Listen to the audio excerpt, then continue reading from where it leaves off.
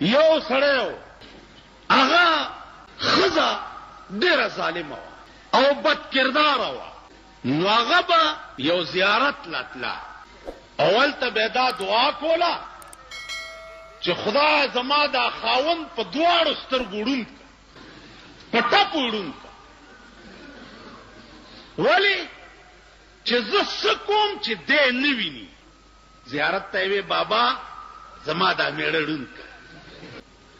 خاوند به ته تپوس کولو چې ښځې ته چېرته ځې؟ چې دغه زیارت له ځمه او دعا کومه چې خدای زما میړه له ډېر مال دولت ورکړي او ډېرې داسې کړي او داسې کړي.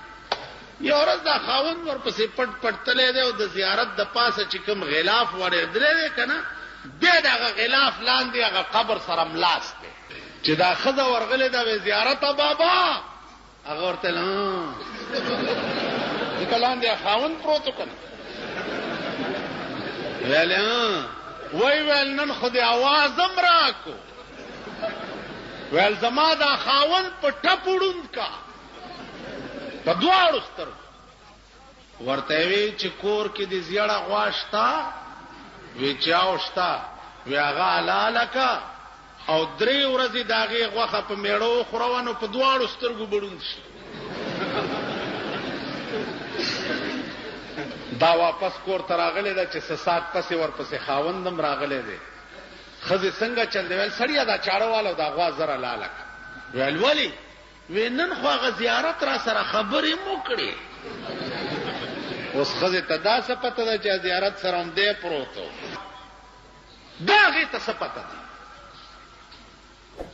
زما په خپل خیال چې د خندانه زیات دی خبرې ته سوچ وکړئ بیا به پې پوهېږئ نه. غوږ کې دی حلاله که غوا حلاله کړه. چې حلاله یې کړه نو یو لومبۍ ورځ باندې چې په خاوند غوښه وخوړه، وی ښځې زما د سترګو ته خو څه تیاره تیاره کېږي. په 2مه ورځ چې غوښه وخوړه، وی ښځې دا تیاره خو زیاته شوه. وی بس دا خو د غوښې در باندې اثر وکړو، امید دی چې خدای به مونږه ښه کړي. چې په 3مه ورځ یې پې غوښه وخوړه، سړي په سترګو لاس کېښو. وی ښځې هېڅ راته نه ښکاري. وی چې ښه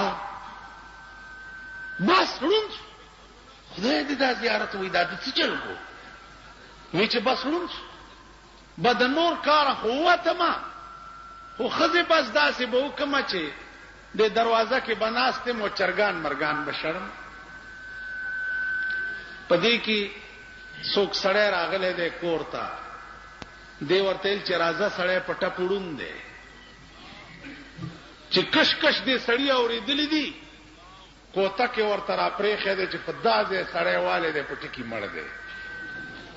ښځې ورته ویل دا دې څه وکړه بیړه دې غرکشه، دا خو دی کولنګي چرګ مړ. چرګانې ډېرو په کور چې 6 ساعت تېر شوی دی، 2یم سړی راغلی، بیا دې سړي په کوتک والی وی دا دې څه وکړه ظالمه، دا خو دی هغه انګرېز دی چرګ مړ. مړه ها چې په دې کې 4 برابر، چې 4 برابر کړه. خاوند ورته سترګې پرانیستې دي او ښځې ته وایي چې زه خو جګ جوړې ما تا دې دپاره زیارت ته تلې او دواګانې دې کولې چې خدای زما میړه ړوند کړي چې ستا څه خوښه یې چې هغه کوې. زه اوس د هر څه خاونده ستا سر وخوري، خو دا مړي اوس لرې که چې پې هم نه نیسي څوک. سړی راغوښتی دی په 100 روپۍ چې دا مړی یو څه دا یو او سیند کې وغورځوه. چې هغه یې وړی سیند کې غورځولی چې راغلی چې 100 روپۍ راکړه مړی مې یوړ. ویل هغه خو بیا راغی، هغه مړی دا دی پروت دی. بلې ورته دروازې ته کړی چې هغه یې اوچت کړی وړی دی چې بیا راغلی وی هغه خو بیا راغی ظالمه.